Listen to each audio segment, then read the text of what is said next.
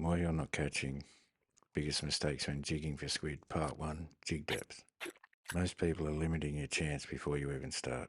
You can have the best equipment in the world, but if you get this wrong, you're cutting your chances by 90%. Jigging at the wrong time is killing your chances of catching. The single most important thing is where your jig is sitting in the water column.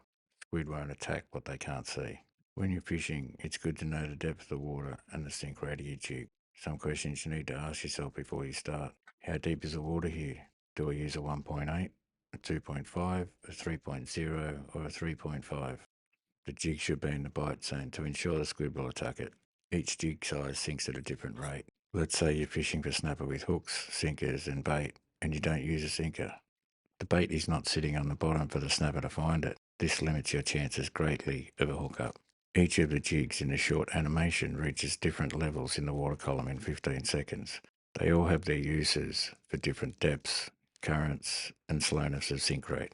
This is why it is important to know the sink rate and the depth of the water you are fishing. If you don't, then you will rarely get to the desired depth where the squid are hunting. You want to maximize the chances of catching, so we use a counting system. To find your depth, drop your jig into the water and count how many seconds it takes for your line to go slack. Whatever number you reach when the line goes slack, that becomes your count to start working from. When you complete your count and the jig is at the right depth, jig using whatever technique you prefer.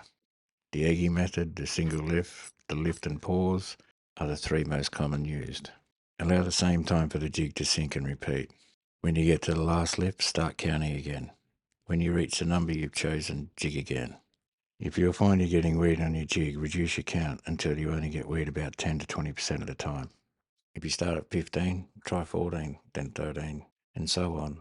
If you cast and don't get any weed and you are fishing over weed beds and not catching, try the opposite. Increase your count from 15 to 16, then 17, and so on. Do this until you find a happy medium of 60 to 80% no weed on the hooks. It can be difficult to find that sweet spot, but once you do, you can be assured you are in the right depth of water. The key factors here is to have enough patience to let the jig sink to the desired level. This will test your patience as time goes on. You may not be catching, and all that means is the squid haven't found your jig yet.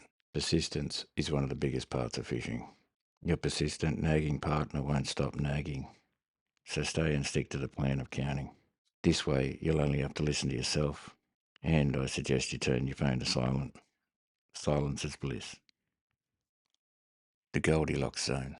The desired levels you are trying to achieve is between the bottom and 100 centimetres from the bottom. You can allow your jig to rest on the bottom if you aren't worried about snags.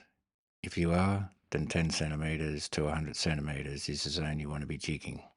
Simply adjust your count to reduce snags. This is part 1 in a series I'm doing for anyone wanting to learn how to catch more squid using tips and tricks I've come to understand at work. Thanks for watching.